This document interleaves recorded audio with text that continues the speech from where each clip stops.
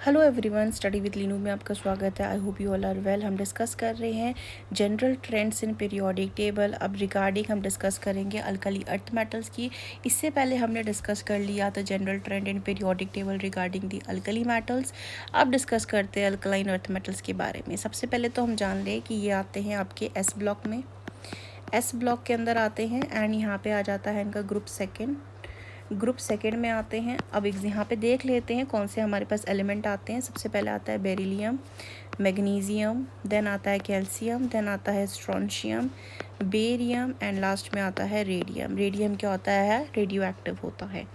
Atomic number की बात करी जाए तो बेरिलियम का होता है 4, मैग्नीशियम होता है 12, कैल्शियम होता है 20, स्ट्रोंशियम होता है 38, बेरियम होता है 56 एंड रेडियम होता है 88। अब यहाँ पे इलेक्ट्रॉनिक कॉन्फ़िगरेशन की बात करी जाए तो इसका होता है 1s2 एंड 2s2। वहीं इसका मैग्नीशियम का होता है 1s2, 2s2, 2p6, 3s2। अब यहाँ पे हम देख सकते हैं एक चीज़ कि यहाँ तक 10 तक तो हमारा क्या हो जाता है, कौन आ जाता है? नियॉन आ जाता है ना। तो इसको हम कैल्शियम में कैसे लिख सकते हैं?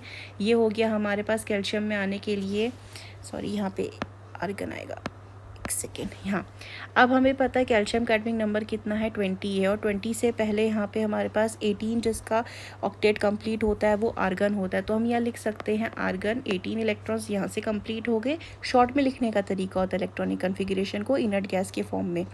आर्गन आ गए यहाँ पे। अब आर्गन के बाद कितने बचे हमारे पास? 2 इलेक्ट्रॉन बचे एंड यहाँ पे जो लास्ट इलेक्ट्रॉन होता है वो किस में जाता है? NS2 होता है इसका जनरल कॉन्फ़िगरेशन। तो यहाँ पे क्या आ जाएगा? That is will be 4s2। एक शेल बढ़ जाएगा तो यहाँ पे 4s आ जाता है। नेक्स्ट बात करी जाए, अब हमें पता है आर्गन आ गया। अब आर्गन के यहाँ पे पहले आना चाहिए जो आता है एलिमेंट, दैट इज क्रिप्टन और यहाँ पे आ जाएगा 5s2। इसके बाद यहाँ पे आ जाएगा हमारे पास xenon and 6s2 and last में आ जाएगा हमारे पास रेडॉन एंड यहाँ आ जाएगा 7s2। तो ये तो थी इनकी जनरल कॉन्फ़िगरेशन। अब हम अपने टॉपिक में आते हैं और डिस्कस करते हैं। सबसे पहली जो प्रॉपर्टी है हम डिस्कस करें that is atomic and ionic radii को in the very next page. Atomic and ionic radii की अगर मैं यहाँ पे बात करूँ ना, तो जो एटमिक और आयनिक रेडियाई होता है ना अल्कलाइन अर्थ मेटल्स का, ये स्मॉल होता है than those of the alkali metals से। ठीक हो गया, क्योंकि अब पीरियड में क्या हो रहे हैं, हम लेफ़्ट से राइट की तरफ जा रहे हैं ना। तो यहाँ पे क्या हो जाता है, जो एटमिक रेडियाई और आयनिक रेडियाई होता है ये कम हो जाता है आपका लेफ़्ट से राइट जाने में। तो यहाँ पे इनका कम है किससे? In comparison to alkali metal से। एंड एटमिक और आयनिक रेडियाई जो होता है अल्कलाइन अर्थ मेटल्स का, जब हम टॉप टू डाउन जाते हैं ना ग्रुप में, तब ये क्या होने लग जाता है? इंक्रीज होने लग जाता है। तो यहाँ पे हम एलिमेंट्स का नाम लिख लेते हैं एक बारी general, that is beryllium, magnesium, calcium, strontium, barium and radium. अब यहाँ पे क्या है, ये तो हो गए हमारे ग्रुप 2 के मेंबर्स एंड यहाँ पे हमारे क्या आ गए? ग्रुप 1 के members, that is lithium, sodium, potassium and francium. तो अब हम देख सकते हैं कि इनका जो साइज़ होता है ना ग्रुप 2 के मेंबर्स का, ये क्या होने लग जाता है? लेफ़्ट से राइट जाते ही ये रिड्यूस हो जाता है comparatively and down the group जाने में क्या हो जाता है? एटमिक और आयनिक रेडियाई क्या हो जाते हैं आपके? इंक्रीज़ हो जाते हैं। कौन? Atomic and ionic radii.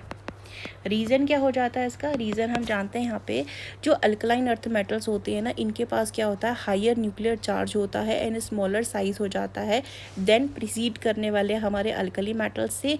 And इसके वजह से क्या हो जाता है, जो इलेक्ट्रॉन्स होते हैं ना ये मोर टाइटली अट्रैक्ट हो जाते हैं न्यूक्लियस से और रिजल्ट क्या हो जाता है? साइज़ इनका डिक्रीज़ हो जाता है।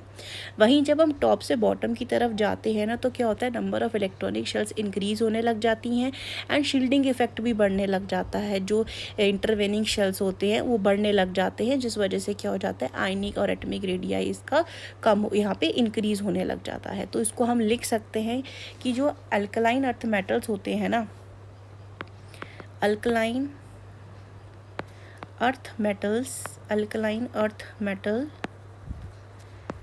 have higher nuclear charge and small size than alkali metals and therefore electron are more strongly भी लिख सकते हैं, more strongly attracted towards nucleus, therefore atomic या फिर आयनिक रेडियाई क्या हो जाता है, डिक्रीज़ कर जाता है, decreases.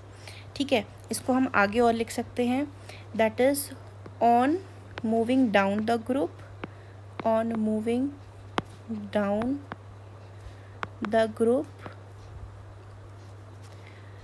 Addition due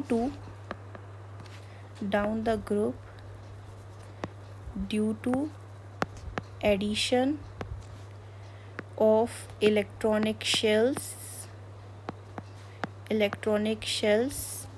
and increasing shielding effect के वजह से क्या हो जाता है, एटॉमिक आयनिक रेडियाई इंक्रीजेस। ठीक है, अब इसको एक बारी ना मैं आपको शेल के फॉर्म में भी एक्सप्लेन कर देती हूँ, ज़्यादा बेटर रहेगा। नेक्स्ट पेज पे मैग्नीशियम का एग्जांपल हम लेके समझ रहे हैं। यहाँ पे मैग्नीशियम कितना है, 2,8,2। ठीक है, 2 इलेक्ट्रॉन प्रेजेंट है इसके आउटर मोस्ट शेल में, एंड इसको हम शेल्स में भी बना लेते हैं। ये लास्ट शेल में कितने इलेक्ट्रॉन प्रेजेंट है, 2। अंदर कितने हैं इसके पास, 3, 6, 7 एंड 8, और ये बिल्कुल इनर में आ गए 2 हमारे पास। अब क्या बता रहे हैं यहाँ पे, एक तो रीज़न था जब हम यहाँ से क्या जाएंगे, बेरिलियम आया, बेरिलियम के बाद मैग्नीशियम आया, तो नंबर ऑफ शेल्स क्या होने लग गए, इंक्रीज़ होने लग गए।